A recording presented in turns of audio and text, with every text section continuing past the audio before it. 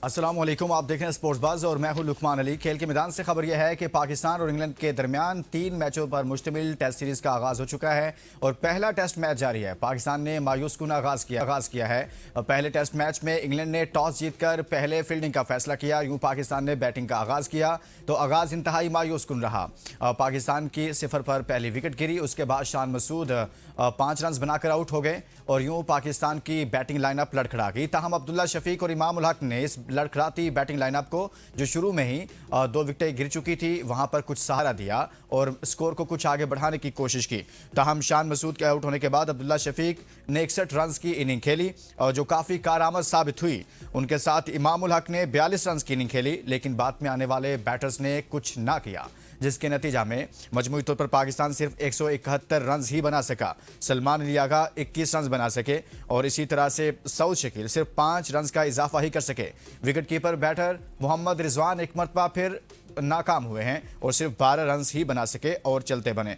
यूं जवाब में इंग्लैंड ने जब अपनी इनिंग का आगाज किया तो इंग्लैंड ने 112 रन पर 2 खिलाड़ी उसके आउट हैं और 112 रन बना लिए 171 के जवाब में सिर्फ 2 विकेटों के नुकसान पर। क्या कमाल की शानदार उन्होंने बैटिंग की, क्या ज़बरदस्त आगाज़ किया और इसी तरह से उन्होंने अपनी बैटिंग को आगे बढ़ाया और आज 112 रन से वो अपनी इनिंग को आगे बढ़ाया उन्होंने। इस पर बात करेंगे, इस मैच पर और कुछ हॉकी पर भी बात करेंगे। कल भारत के हाथों जो पाकिस्तान के साथ हुआ है इसी शो में, उस पर भी कुछ बात कर लेंगे। लेकिन आगे बढ़ने से पहले शामिल करते हैं आज की टॉप स्टोरीज। लीड्स टेस्ट पहले रोज के अख्ताम पर इंग्लैंड ने अपनी पहली इनिंग्स में 2 विकेटों के नुकसान पर 112 रन बनाए। इंग्लैंड के खिलाफ पहली इनिंग्स में पाकिस्तानी बैटिंग लाइनअप बुरी तरह नाकाम, पूरी टीम 171 पर ढेर। इमाम उल हक और अब्दुल्ला शफीक के अलावा कोई इंग्लिश बॉलर्स का मुकाबला न कर सका। इमाम उल हक 42 और अब्दुल्ला शफीक 61 रन बनाकर आउट हुए। इंग्लैंड टेस्ट ऑली रॉबिन्सन और जोश टिंग की तबाहकुन बॉलिंग, दोनों ने 5-5 खिलाड़ियों को आउट किया। इमाम उल हक के 5000 इंटरनेशनल रन मुकम्मल। इमाम उल हक ये कारनामा अंजाम देने वाले 30वें पाकिस्तानी बल्लेबाज बन गए।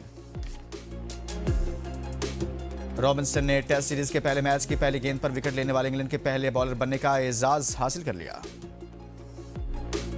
ऑली रॉबिन्सन और जॉश टिंग की 5-5 विकेटें, दोनों ने गेंद के 2 टुकड़े करके आपस में बांटे।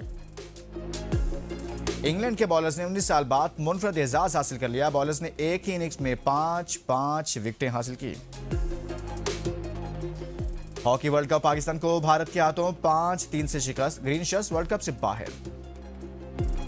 श्रीलंका को भारत के खिलाफ दूसरे टेस्ट से कबल धचका। कुशाल मेंडिस और दिनेश चंदीमल मैच से बाहर, जबकि नसंका की शिरकत भी मशकूक है।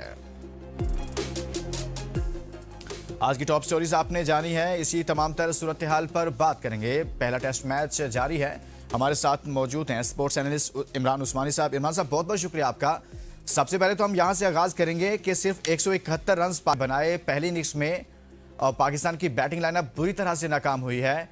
क्या हुआ पाकिस्तान की बैटिंग के साथ? पिच ऐसी थी या हमारे बैटर्स उसको समझ नहीं पाए? कहां पर क्या गलती करते रहे? देखें सबसे पहले बहुत शुक्रिया। याद करने का बात यह है कि पिच ऐसी नहीं थी। पाकिस्तानी कप्तान सलमान अली आगा ने एतराज किया था कि अगर हम टॉस जीत जाते तो पहले बैटिंग करते। पिच क्यूरेटर रिचर्ड रॉबिन्सन ने जी दावा किया था कि हमने पिछले 1 साल से इस पिच को काफी बेहतर कर लिया है बैटिंग के लिए। अगर आप ज्यादा पीछे ना जाएं, पिछले साल यहाँ भारत ने टेस्ट मैच खेला था और उसकी टीम टॉस हारी थी और इंग्लैंड ने उसे पहले खिलाया था और उसने 475 रन बनाए थे। ये अलग बात है कि इंग्लैंड वो मैच जीत गया था, लेकिन उस भारतीय बैटिंग ने साबित किया था कि पिच मुनासिब है। हालिया काउंटी मैचेस को अगर देखा जाए तो यहाँ पर होने वाले 3-4 मैचों में आखिरी 400 और 500 रन बनाए गए हैं पहली इनिंग में। तो पिच का कोई मसला नहीं था। पिच बैटिंग के लिए साजगार थी। बस पहला घंटा थोड़ा मुश्किल था। मौसम जब अबर आलूद था और हवाएं चल रही थी, वहां पाकिस्तान ने इब्तदाई 2 विकेटें खो दी। वो समझ में आती है बात, बॉल स्विंग हो रहा था, नया बॉल था। लेकिन उसके बाद जब बारिश हुई और बारिश के बाद मकामी वक्त के मुताबिक दोपहर 1:45 बजे मैच शुरू हुआ, तो आपने देखा इमाम उल हक और सऊद शकील बड़े इत्मीनान के साथ, अब्दुल्ला शफीक इत्मीनान के साथ बैटिंग करते रहे और स्कोर 97 तक ले गए। अब यहाँ उम्मीद थी कि ये दोनों जिम्मेदारी का मुजाहरा करेंगे और पाकिस्तान की इनिंग्स की ऐसी बुनियाद रखेंगे कि साबका गलतियां और साबका, मैं तो यही कहूंगा, नहुसत जो पाकिस्तानी टीम पे आई हुई है कि एक विकेट गिरती है, लाइन लग जाती है, लग भी जाए तो भी पाकिस्तान का स्कोर 250-300 के करीब हो, जो कि बनना चाहिए था, जो बड़ा आसान था। लेकिन 3-4 चीजें हुई हैं यहाँ। पहली बात तो ये है कि पाकिस्तान के सीनियर खिलाड़ी फ्रंट फुट से नहीं खेलते। आप देखें, ये इमामुल हक, अभी आपने जिक्र किया 5000 टेस्ट रन उन्होंने मुकम्मल किए। इंग्लैंड में इससे कबल भी 2 टेस्ट मैच खेल चुके हैं और 2 दफा जा चुके हैं। वो इस मैच के लिए जब मैदान में उतरते हैं तो पहली गेंद का सामना खुद नहीं करते, एक नए ओपनर अजान उवैस को सामने भेज देते हैं। हालांकि बिल्कुल सीनियर ये चीज लीड करता है। आपने बिल्कुल ठीक नोट किया। और कल जब ये इनिंग्स मैं देख रहा था तो तब भी जब वो आउट हुए और जब वो स्ट्राइक पर थे तब भी मेरे जहन में ये आया कि मतलब एक एक्सपीरियंस प्लेयर जो है उसको मतलब स्ट्राइक पर होना चाहिए था, और नॉन स्ट्राइक एंड पर इमामुल हक थे और स्ट्राइक पर एक यंगस्टर जो नया लड़का है उसको फेस करने के लिए भेज दिया। जी ऐसा ही है, और ये इमामुल हक की जो है ना पुरानी आदत है, और ये फ्रंट फुट से नहीं लीड करते। यही वजह है कि एक वक्त था कि ये पाकिस्तानी टीम का लाजमी जुज माने जाते थे, कम से कम तवील फॉर्मेट में और वनडे क्रिकेट में। लेकिन अब देखें, बमुश्किल जगह बना पाते हैं और फिर उसके नताइज सामने हैं। चलें, 97 रन पर आपके 2 खिलाड़ी आउट थे और उसके बाद 171 रन, यानी 74 रन के अंदर 8 विकेटें गंवाना, ये वही बीमारी है जिसका जिक्र हमने गुज़िश्ता वेस्ट इंडीज वाले टेस्ट में भी किया था और पिछले 3 साल से ये चला आ रहा है। पाकिस्तान उससे बाहर नहीं निकल रहा। रही सही कसर सऊद शकील ने पूरी कर दी। अच्छा भला रिव्यू ले लेना चाहिए था, इन टाइम नहीं लिया। बाद में टेक्नोलॉजी से साबित हुआ कि वो नॉट आउट थे, वो एक ब्लेंडर हुआ। इसके अलावा पाकिस्तान की बैटिंग लाइन में जो आपने इशारा किया मोहम्मद रिजवान का, उन्हें देखना चाहिए कि वो। अच्छा, मैं रिजवान की तरफ जाता हूँ इमरान साहब, मैं उधर उस पर बात करते हैं हम अलग से, लेकिन आप ये भी देखें कि अजान उवैस एलबीडब्ल्यू आउट हुए और इसी तरह से शान मसूद भी इसी तरह आउट हुए, और सऊद शकील एलबीडब्ल्यू आउट हुए और रिजवान एलबीडब्ल्यू आउट हुए। यानी कि आपके जो मेन बैटर्स हैं वो एलबीडब्ल्यू आउट हो रहे हैं, यानी कि उनको बॉल की समझ नहीं आ रही थी बैट और बॉल के दरमियान, और उनको वो जो एक स्पेस थी वो बहुत ज़्यादा क्रिएट कर रहे थे। इसका मतलब है कि आपके बैटर्स टेक्निकली बहुत ज़्यादा कमज़ोर हैं। बिल्कुल ऐसा है। और अच्छा, हम ये भी नहीं कह सकते ये तजुर्बाकार नहीं है। इन सब ने इंग्लैंड में ये मुतादिद दौरे किए हैं, और शान मसूद तो गुज़िश्ता 8 साल से काउंटी क्रिकेट तसलसल के साथ खेल रहे हैं। शान मसूद का आउट हैरान कौन था। मतलब उसके बाद मोहम्मद रिजवान, आपने जिस तरह जिक्र किया, ये तमाम तजुर्बाकार खिलाड़ी थे। इसका मतलब ये है कि ये सीधे बैट से नहीं खेल सके, क्रॉस खेलने की कोशिश करते गए और आउट होते गए हैं। ये बहुत बड़ी गलती है, बैटिंग कोच को देखना चाहिए। ये गलतियां बार बार रिपीट होती हैं। अच्छा, सऊद शकील पर मैं बात करना, बल्कि रिजवान पर ही बात कर लेते हैं। मोहम्मद रिजवान, इतने चांसेस उनको दिए जा रहे हैं, कोई परफॉर्मेंस नहीं है, कोई रन्स नहीं कर रहे, कुछ नहीं कर रहे। कोई सोच आपको समझ आ रही है इमरान साहब के किस सोच के तहत पाकिस्तान क्रिकेट बोर्ड इनको साथ लेकर चल रहा है अभी तक? मोहम्मद रिजवान की जहां तक हम बात करें ना, चूंकि उन्होंने माजी में तसलसल के साथ अच्छा स्कोर किया, बैटिंग की और तमाम फॉर्मेट में की, लेकिन पिछले 1.5-2 साल में और खासकर 1 साल में जो कुछ पीसीबी ने पॉलिसी इख्तियार की, कभी एक कप्तान तब्दील किया, कभी एक फॉर्मेट, कभी दूसरा फॉर्मेट, और कभी फिर एक से निकाल दिया, दूसरे में डाल दिया, तो खिलाड़ियों के एतमाद में कमी आई है। पाकिस्तान के पास मोहम्मद रिजवान का मुतबादिल उन जैसा तजर्बा रखने वाला है कोई नहीं ना इस वक्त। और ये टूर बहुत अहम थे, वेस्ट इंडीज का भी और इंग्लैंड का भी, इसलिए इनको मौका मिला है। लेकिन रिजवान की बात बखूबी जानते हैं, ये उनके कैरियर की आखिरी टेस्ट सीरीज हो सकती है। अगर उन्होंने 6 इनिंग्स उनको मिलनी है, अगर किसी 1-2 इनिंग्स में अच्छी बैटिंग ना की तो उनका टेस्ट कैरियर इस सीरीज के बाद खत्म हो जाएगा। सही हो गया। सलमान अली आगा भी एक लंबे अरसे से कोई ऐसी परफॉर्मेंस नहीं दे पा रहे कि जो बड़ी मुतासिर कुन हो, जिसको कहा जा सके कि जिस सोच के तहत सलमान अली आगा पर इतना ज़्यादा इन्हिसार किया जाता है, चाहे ओडीआई फॉर्मेट हो, चाहे टेस्ट क्रिकेट हो, लेकिन उसके बावजूद उनकी जानिब से मुसलसल मायूस ही किया जा रहा है। जी बिल्कुल ऐसा ही है, आपने दुरुस्त पकड़ा इस बात को भी। सलमान अली आगा का कैरियर अभी बाकी बचेगा, चाहे वो इस सीरीज में नाकाम हो, क्योंकि बहरहाल वो कप्तान है एक फॉर्मेट के, और अब देखें दूसरे फॉर्मेट में कायम मकाम कप्तान के तौर पे सामने आए हैं बाबर आजम की अदम मौजूदगी में। लेकिन अहम बात फिर वही है, सिंपल सी बात है कि इस टेस्ट सीरीज में इन सीनियर खिलाड़ियों को जिम्मेदारी लेनी होगी, और अभी इतनी मायूसी की इसलिए जरूरत नहीं है। ये इंग्लैंड है, यहाँ सेशन बाई सेशन खेल चलता है, और एक सेशन में एक टीम हावी होती है तो दूसरे सेशन में विकेटें मिलती हैं, दूसरी टीम हावी हो जाती है। पाकिस्तान के पास चांस मौजूद है कि इन सीनियर खिलाड़ियों की जो पहली इनिंग्स में बदतरीन परफॉर्मेंस हुई है उसको पाकिस्तान की बॉलिंग लाइन पहले कवर करे, और दूसरी इनिंग्स में पाकिस्तान की बैटिंग लाइन उसको किसी न किसी तरह अपनी बेहतरीन कारकर्दगी के नीचे छुपा दे। ब्रेक के बाद इंग्लैंड की बैटिंग पर बात करते हैं। 112 खिलाड़ी पर आज उन्होंने अपनी इनिंग का आगाज किया, और इस पर हम ब्रेक के बाद बात करते हैं। Stay with us. Welcome back. हम बात कर रहे हैं पहले टेस्ट मैच के हवाले से और इंग्लैंड बैटिंग कर रहा है, पाकिस्तान अपनी पहली इनिंग्स खेल चुका है। इमरान उस्मानी साहब हमारे साथ मौजूद हैं। इमरान साहब, अगर हम दोनों की बैटिंग को सामने रखें और थोड़ा कंपैरिजन करें तो आपके ख्याल में बैटिंग को लेकर कौन सी टीम ज़्यादा स्ट्रॉन्ग नज़र आ रही है, मजबूत नज़र आ रही है? गो कि पाकिस्तान ने अपनी इनिंग खेली है। देखिए, बात यह है, इंग्लैंड के पास भी कोई बहुत बड़ा तजुर्बा नहीं है सिवाय जोए रूट के। कल पाकिस्तानी बॉलर्स ने अगरचे थोड़ी महंगी बॉलिंग की, जैसे मोहम्मद अली ने 5 से ज्यादा की औसत से और बाकी बॉलर्स ने भी, लेकिन बहरहाल बॉलिंग अच्छी कर रहे थे। कोशिश करें लाइन और लेंथ में रख के गेंद करें, खासकर मोहम्मद अब्बास जिनके पास खासा तजुर्बा है और वो बड़ी मतलब किफायती बॉलिंग भी करते हैं और टाइट बॉलिंग करते हैं। वो इसी तरह विकेटों के दरमियान गेंद रख के LBW का चांस हासिल कर सकते हैं अगर वो जो है ना समझदारी से बॉलिंग करें। तो पाकिस्तान के पास अभी मौका है इस इंग्लैंड टीम से, जो अपने होम ग्राउंड पर न्यूजीलैंड से 2-1 से हारी हुई है और हम वेस्ट इंडीज में 1-1 से सीरीज ड्रॉ करके आए हुए हैं। तो पाकिस्तान के पास एक्सपीरियंस भी है और नौजवान खिलाड़ी भी हैं। मेरा ये मानना है पाकिस्तान की मेरा ये मानना है पाकिस्तान की मौजूदा टीम इंग्लैंड में कोई एक आधा सिंगल मैच जरूर जीत सकती है, इतनी बुरी नहीं है सही हो गया इस कंडीशन में। सही हो गया।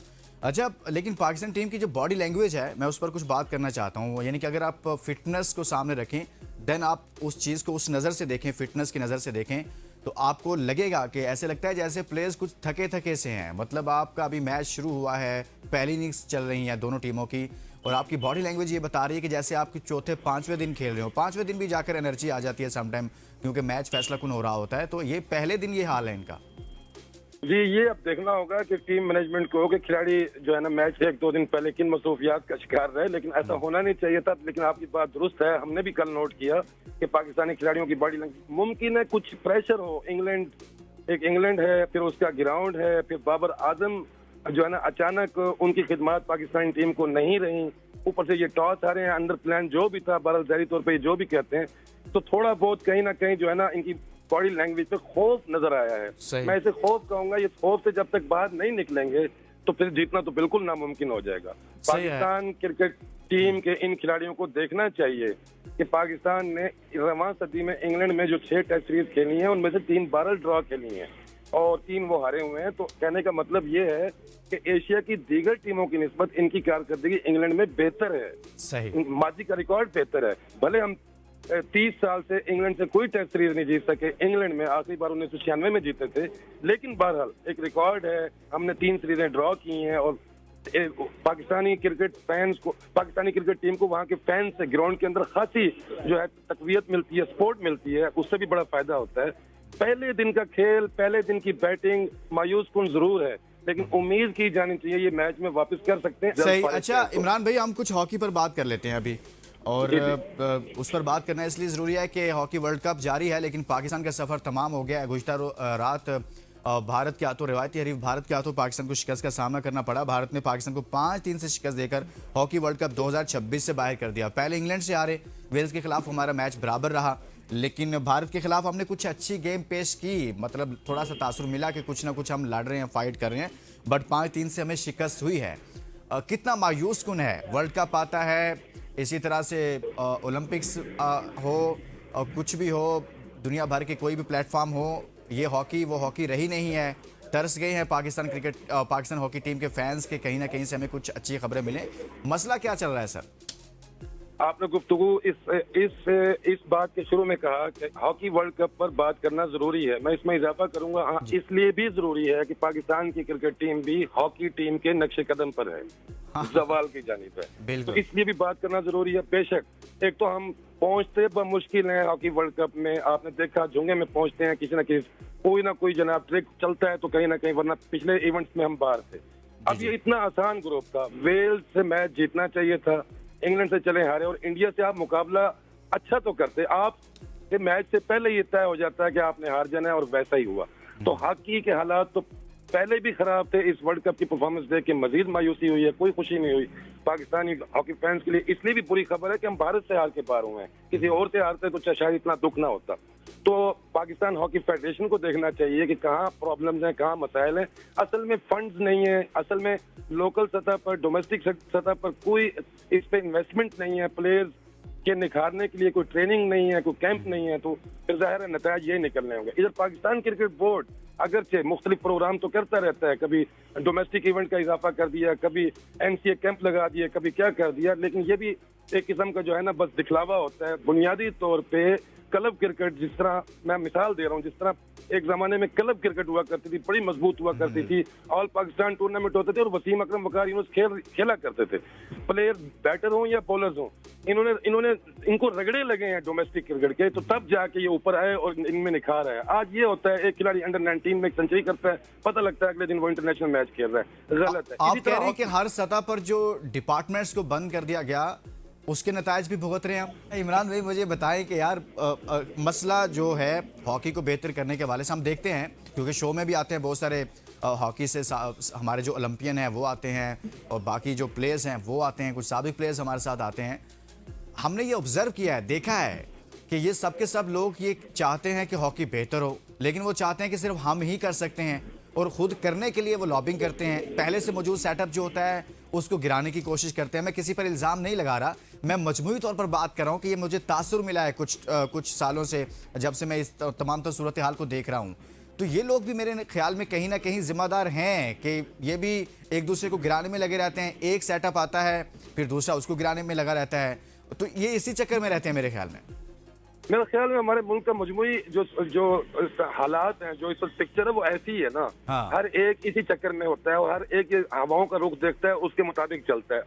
तो ये इसमें चाहे वो साबिक प्लेयर्स हों, मौजूदा हों या ओहदेदार हों, जो हों, ये सब बराबर के जिम्मेदार हैं। जब ये हॉकी प्लेयर्स अगर कुछ अच्छा करना चाहते हैं, अगर मैं उनकी नीयत पर शक नहीं करता, फर्ज कर लें कुछ हॉकी प्लेयर्स अच्छा करना चाहते हैं, लेकिन उनको एक मजबूत बॉडी चाहिए, सेटअप चाहिए, ऊपर अगर एक पहले से लॉबिंग चल रही होगी तो वो भी उसका हिस्सा बनने पे मजबूर हो जाएंगे। तो कहने का मतलब ये है, जो बाइख्तियार लोग हैं, जो बाइख्तियार जहां भी बैठे हुए हैं, उनको रिव्यू करना चाहिए और अच्छे और अहल खिलाड़ियों को आगे लाके उनके हवाले ये सिस्टम करना चाहिए। वो सिर्फ मैनेजमेंट करें, वो फंड्स देखें। फंड्स बड़े अहम है। यहाँ पाकिस्तान के खेलों में फंड्स नहीं है इस वक्त। जब फंड नहीं है तो फिर किस तरह आप जो है, जब बिल्कुल सही कह रहे हैं कि फंड्स का तो मसला है पाकिस्तान हॉकी के लिए, और इस हवाले से अगर आप फंड्स अच्छे जारी करें, उसके लिए मुख्तलिफ प्लेटफॉर्म दे, मूवमेंट्स होएं, जैसे एक क्रिकेट में लीग होती है PSL, इसी तरह से इसके लिए कोई लीग लेकर आएँ तो ही कुछ ना कुछ बेहतरी आ सकती है।